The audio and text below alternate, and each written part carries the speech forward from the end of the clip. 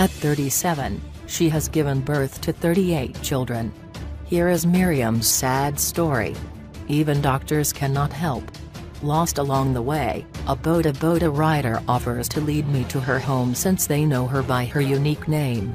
Nalongomaza Alabana, the twin mother that produces quadruples, is what Mariam Nabatanzi Baby or I goes by where she resides in Kubumbiri village, Mukano district. An overcrowded neighborhood with children running all over welcomes me to Nabatanzi's home. At 37, Nabatanzi has 38 children whom she has delivered from home except the last born who is 4 months old. She was delivered by cesarean section. Among her children are 6 sets of twins, 4 sets of triplets, 3 sets of quadruples and single births. 10 of these are girls and the rest are boys. The oldest is 23 years old while the youngest 4 months. Eager to tell her story, she takes a minute before getting into it, tilting her head lost in thoughts. She was married off at 12 years of age after surviving death, allegedly at her stepmother's hands, who apparently pounded glass and mixed it in the food she gave Nabatanzi and her 4 siblings. Fortunately, she was away unlike her siblings who ate the food and died on the spot. Married off. Nabatanzi breaks down when she recalls what she went through upon getting married. In 1993, she was married off to a 40-year-old man. I did not know I was being married off. People came home and brought things for my father. When time came for them to leave, I thought I was escorting my aunt, but when I got there, she gave me away to the man. Being only a young girl, she found marriage a difficult task in the new family. My husband was polygamous with many children from his past relationships who I had to take care of because their mothers were scattered all over. He was also violent and would beat me at any opportunity he got, even when I suggested an idea that he didn't like, she recounts. Starting a family. Her father-in-law gave them a piece of land to start their family, a family for which she planned to have 6 children. In 1994, when she was 13, Nabatanzi gave birth to twins. 2 years later, she gave birth to triplets, and a year and 7 months after that added a set of quadruplets. This, she says, was nothing strange to her because she had seen it before in her lineage. My father gave birth to 45 children with different women, and these all came in quintuplets, quadruples, twins and triplets, she says. Indeed, Dr. Charles Kigundu, a gynecologist at Milago Hospital and president of Gynecologists and Obstetricians, says it is very possible for Nabatanzi to have taken after her father. Her case is genetic predisposition to hyperovulate, releasing multiple eggs in one cycle, which significantly increases the chance of having multiples. It is always genetic, he explains. By her 6th delivery, Nabatanzi had had 18 children and wanted to stop, so she went to see a doctor at Namalili Hospital. The problem? The doctor told Nabatanzi that she could not be stopped then because she had a high ovary count which would eventually kill her if she stopped.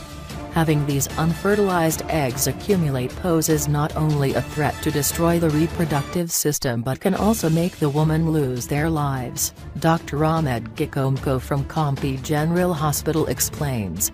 I was advised to keep producing since putting this on hold would mean death. I tried using the interuterine device, but I got sick and vomited a lot, to the point of near death. I went into a coma for a month, she explains. At the age of 23 with now 25 children, she went back to hospital to try and stop. I was checked in at Milago Hospital and advised to continue producing since the ovary count was still high. No way to stop? Kigundu explains that women's ovaries are at times suppressed and stopped from ovulating. The suppressed eggs later pile up and are released at once, and here, the higher the chances of fertilizing many eggs, the higher the chances of all of them dying. Nabatanzi was lucky, he says. She must have been superovulating, releasing many eggs in a cycle. He adds that Nabatanzi could have been helped if she had really wanted to stop producing, but some people are not well informed. at the birth of her 4-month-old child who was delivered by C-section in December last year. She says, "I asked the doctor to stop me from more births and he said he had cut my uterus from inside. This was my only cesarean delivery because I was still weak from the sickness I suffered when I tried to use an egg." Mganda says this was most likely tubal ligation. With tubal ligation, the tubes are blocked, a permanent method of contraception in women, but they would continue having their menses, explains the gynecologist. Hurdles in marriage. Mwanamke's 25 years in marriage have been characterized by humiliation and torture. "I have been tortured countless times by my husband. He beats to the pulp when I try to reason with him over any issue, especially when he gets home drunk. He does not provide for basic needs and welfare of the family. The children hardly know who he is since he is an absent father who gives his children names over the phone and not physically," she says. Charles Mwanamke, 23, her eldest son says their father disappeared and they have grown up only with their mother's love. "I can comfortably tell you that our siblings do not know what father looks like. I last saw him when I was 13 years old and only briefly in the night because he rushed off again," he says, adding that they do not know the happiness of living with a father and they only rely on their mother as they're both mother and father.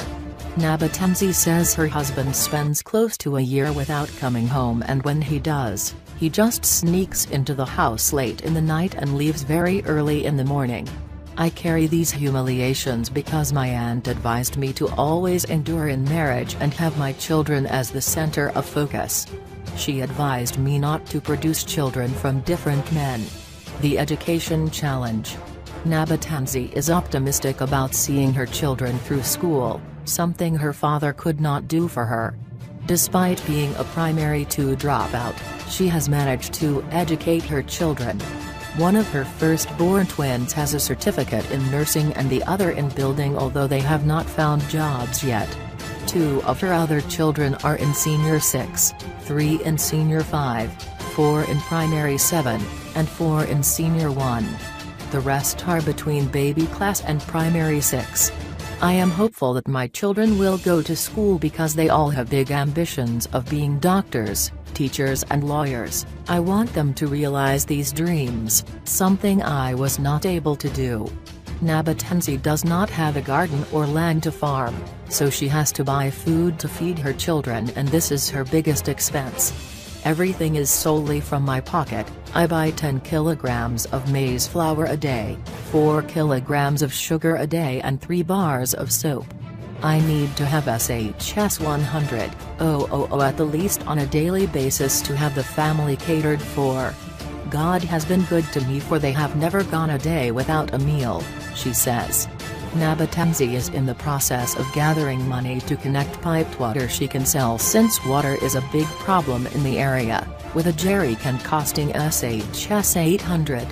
David Kazimba, who fetches her water, says he gets her 15 jerry cans of water a day. "She is a social person I have known for the last 8 years. She is a hardworking and caring woman. At times, people mock her because of her many children but she just ignores them," he says. To meet her expenses, Mwanamke administers local herbs for various illnesses, which she says she has done since she was a young girl and doing casual work such as plaiting hair, decorating at events, and styling brides. "I do not despise any job as long as it brings in some money. Feeling sorry for myself is something I dropped because I know these children are a gift from God that I have to treasure, so I try my level best to fend for them." The main worry. Mwanamke's 5-year-old son who was diagnosed with a heart problem early this year worries her as she has to spend SHS 120,000 a week to buy him medicine. In January, the doctors at Milago Hospital advised me to raise SHS 35M in 9 months to have him taken to India for an operation. Since I do not have this money yet, I buy him medicine to help him cope in the meantime, she says. Mwanamke finds solace in her children as the family she never had while growing up. I wish I could get a helping hand to help me with my children's schooling, which is my major concern. I stopped looking to my husband for anything. I'm only focusing on raising my children, and I am determined to do," she explains. Home care. The older children help with their siblings and the general home administration. I enjoy taking care of my children myself though. My children are my joy and I pride caring for them. I cook, wash and bathe them with ease.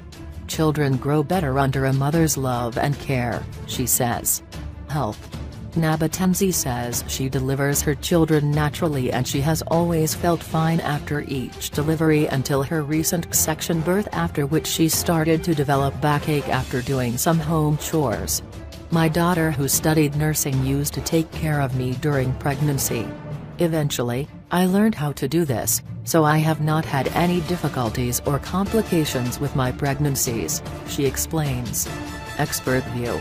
Gynecologist Dr. Charles Kigundu refers to Nabatenzi's ability to conceive so many multiples as genetic predisposition to hyperovulate. He explains, it is an increased likelihood of having children in multiples, twins, triplets, quadruplets, based on a person's genetic makeup. It results from specific genetic variations that are often inherited from a parent. In some cases, women ovulate more than one time consecutively, but in other cases they release more than one egg at the same time, leaving room for the fertilization of released eggs. When that happens, each one develops within its own sac in the womb. Hyperovulation naturally is hereditary. How common it is?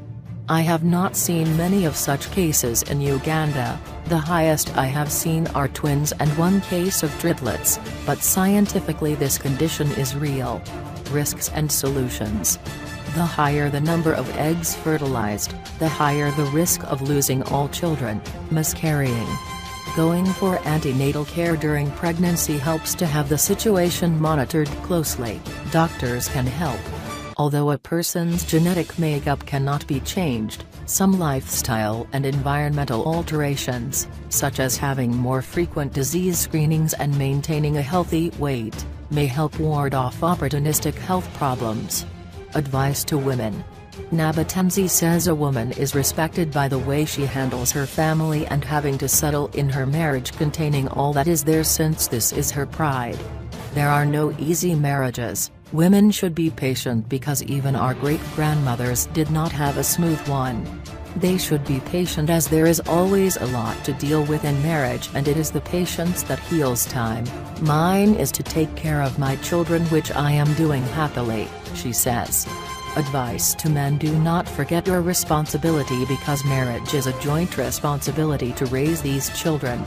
I cry deeply in my heart wondering whether I produced these children on my own. She further urges men to stop marrying off their children for quick money and gains, as this not only affects them but also their children.